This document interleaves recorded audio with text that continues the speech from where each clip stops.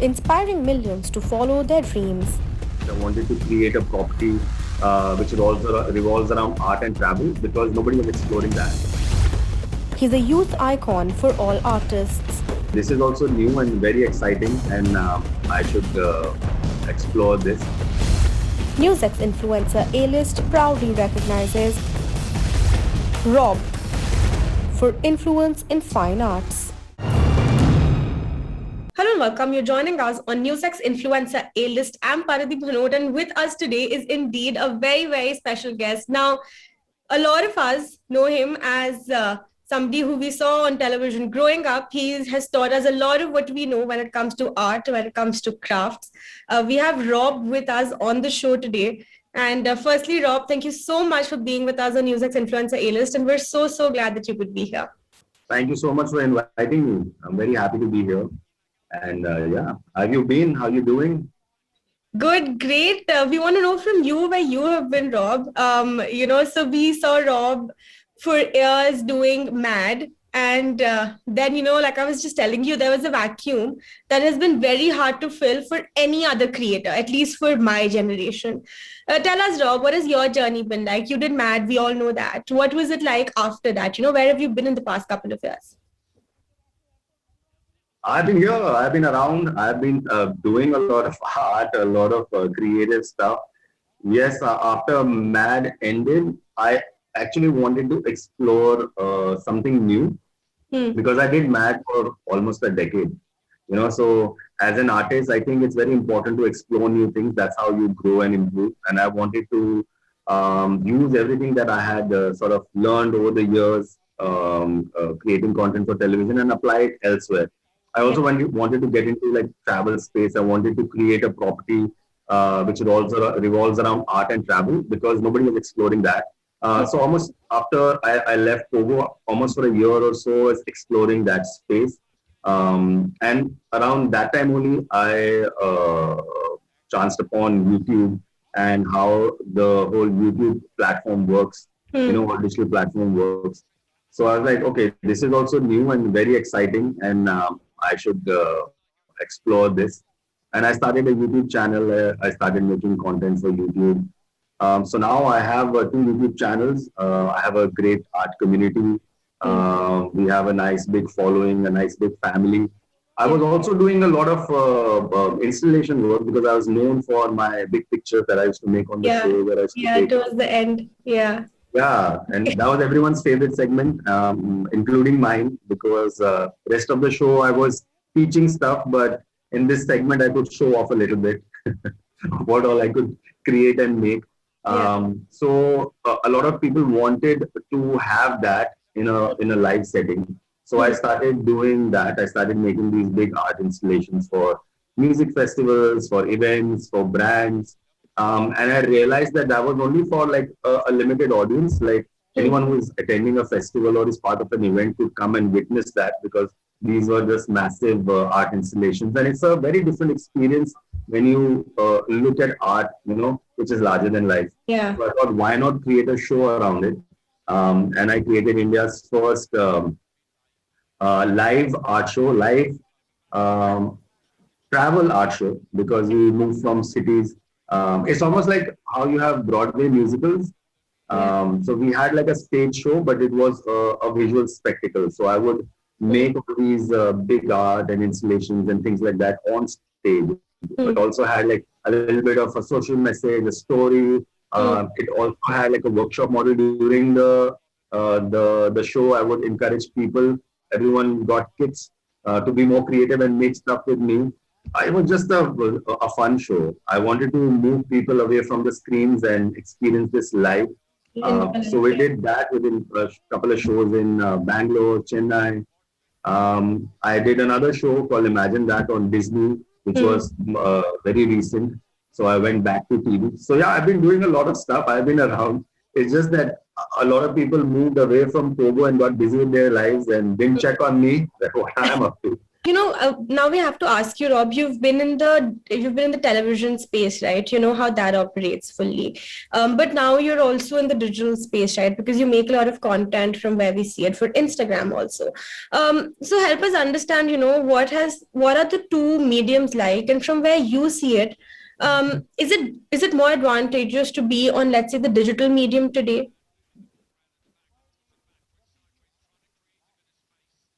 Well, I mean, they're completely different, like how film and TV is different, same way TV and digital is different. I mean, the way you design content for both is different. The way people consume content on both these platforms is very different. Like TV was Yeah. appointment sort of viewing, a 7 o'clock film or a 9 o'clock show. But digital is not like that. It's at your own convenience. Like whenever people have time, they sit and watch. And with TV, it was because there's so much content on a particular channel and everything is scheduled. But in a digital sort of space on each channel or platform, people can decide what they want to watch at what time they want to watch. And because it's available at their sort of, at their own convenience, Mm. there is a lot more content. So as a creator, you also have to make a lot more content. It Mm. can't be like in TV, it used to be like a 13 episode season, and then we were done. We would give it to the marketing team, and they would launch the show. But in the digital space, you have to create the content, you have to market it, you have to schedule it, you have to put it out, So read it's a the lot more comments, hands-on. It's like running your own startup, doing everything yourself absolutely. from But start to finish. also, you have to keep in mind, the trends going on. You have Mm. to be spontaneous, and you have to create content in bulk, because it's not like someone will come to your channel and be like, okay, I saw one video, and now next video will come next Sunday. It's not like that. Yeah. If someone has time, they'll be like, okay, let me see what else is there, and they will want to watch. So you have to make like 2 videos or 3 videos a week. Yeah. So it's different, but digital definitely has its own advantages because you can really connect with your audience.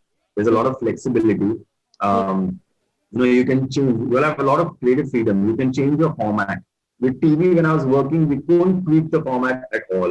Hmm. If we wanted to change something and we thought this isn't working, we would had to give, send an email or whatever, or a notice to the broadcaster or the channel and tell them that this is what we want to do and we get permission. But your channel, you control yourself, so you Hmm. can change things, try out new things, Yeah. explore new stuff. So it has a lot of advantages also. Okay, so Rob, now this might be a little sensitive, but I have to ask you this because a lot of us out there want to know, and we're just curious to know why did Mad, kind of stop? Because it was so brilliant. We were enjoying it so much. At least my generation, I personally loved the show. We want to know why it ended. We want to know why Mad with Rob ended. Yeah, it was an amazing show, and I was also having a lot of fun. But like I said, I worked with them for over a decade, and like I just mentioned that television works very differently. You shoot seasons. So a match season used to be about 13 episodes. Then we used to shoot specials, which were about 6 to 8 episodes. So every few months we would shoot like a whole bunch of episodes. Mm. And over time, season after season, they had like a big bank of these episodes, like a library. Mm. And how channels work is they also repeat a lot of content, so there are a lot of reruns. And that was happening over time. And, in kids space, the best thing is that every year they get a new set of audience, like, Yeah. the kids grow and they move to other channels and the younger ones then shift to this. So if you're putting out the same content also for them, they won't even realize that, it's Yeah. old content. And the way I used to design my content, even if you look at Mad right now, it doesn't seem dated. Mm. So that was a big sort of advantage, the channel had with the show. So Yeah. we used to do a lot of recycling. And over time, we were also doing things like shoot like 50% of new content and then 50% of the old content and mix match Mm. and put it out there. And that model was working for them, but not so much for me because as an artist, I wanted to create more. You But want to create I a also understand how television channels work. So over time, we realized, like mutually agreed that I guess it's time to move on and part ways. And I left the channel, and they continued. even now, Mad is still running, but all the old content. Content creators such as yourself are concerned, you're one of the front runners, right? You've kind of set the ball rolling for a lot of other content creators. What do you think artists such as yourself require? You know, what kind of an ally, let's say, are you looking for? Not just in the digital space, but also in the let's say television space or in the newspaper space. What do you think content creators today need? Both for television and digital. Yeah, yeah. I think, first of all, I'll say, like, even earlier when you asked, I think what has happened is over the years, because of all these platforms that are out there, Hmm, creating content has become very easy.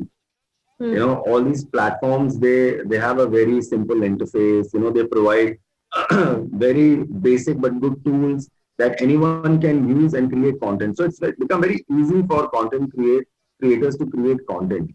hmm, But what happens over time is, because it's so easy, people get used to, or at least think that it will be the same throughout. Like, hmm, they also imitate other people and somewhat become successful, hmm. but they should understand that this success is not going to last unless you work on your skill sets. So Yeah. I feel that more than what is available, I think every creator and artist should work on themselves. Whether it's writing their own scripts or developing their own content to their art and things like that. Because otherwise, it's become easy. You can shoot on your phone. Basic lights. You don't need a studio setup or broadcaster. You can start your own page or channel. All that is easy. I think people need to work on the skill sets, which is more important. So because even if there is no platform, at least you can go anywhere else, survive, and keep following your passion or creating content. All I don't right. know if that I answered your question correctly. Yeah, you did. Yeah, you did. Absolutely. I get what you're saying. All right. So then before we let you go, Rob, I have one last question for you. And this is more of a tip that we want from you. For somebody that, wants to pursue art. And, like we were talking earlier, you said that a lot of us at a younger age love doing art and love playing with colors, but we don't necessarily follow our passion, right? We don't follow that creativity, that creative drive. For somebody who's watching this right now and wants to do what you did, wants to be Rob, what do you suggest they should do? Um, if you want to be more creative, just follow me everywhere. Follow me on Instagram, YouTube.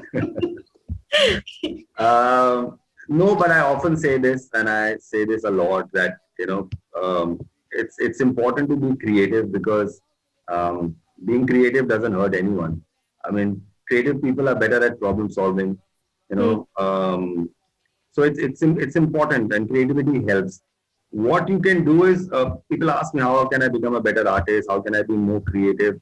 It's just like any other thing. Spend a little more time understanding art. Invest time in learning. You hmm, know, for me, even today, I try and understand and learn new mediums. Like now, I'm investing so much time in understanding how Instagram Reels work. And I'm making like these, because for me, if you try and see, I studied film. So we wanted to make 1 hour films, to making half an hour content on a TV, to moving to YouTube where the content is like 10 minutes, to Instagram, which is 1 minute, and now yeah, Reels is like 15 seconds. So yeah, your whole format of storytelling changes, but you have to adapt to the times. So you have to constantly keep learning. So hmm, invest your time, whatever you like. If you like certain creators, watch their contents, watch good content. Whether it's films, read books. If you watch or read quality content, automatically it starts showing or reflecting in your work. It's hmm, like, to appreciate good food, you need to have good food, or to make good food, you need to enjoy good food, yeah, or same for music. And for artists who want to draw and do creative stuff, just try and do something small every day. hmm, Even if it's, I say this, even if it's painting a sunset, when you click a picture, it doesn't do justice, because it's just capturing a moment, but you're not observing it. My mantra is observe and absorb. So the more you see, art is around you, creativity is around you, inspiration is around you. Just open your eyes and observe and keep absorbing it. This is your library. And whenever you need ideas, you can just walk into any aisle and pick up the book you like, the idea you like, and you can apply it. So invest your time in observing and absorbing. All right, that is great advice. Thank you so much, Rob, for being with us on NewsX Influencer A-List. It has been an absolute pleasure having you. For more such videos, subscribe to the NewsX YouTube channel, hit the bell icon.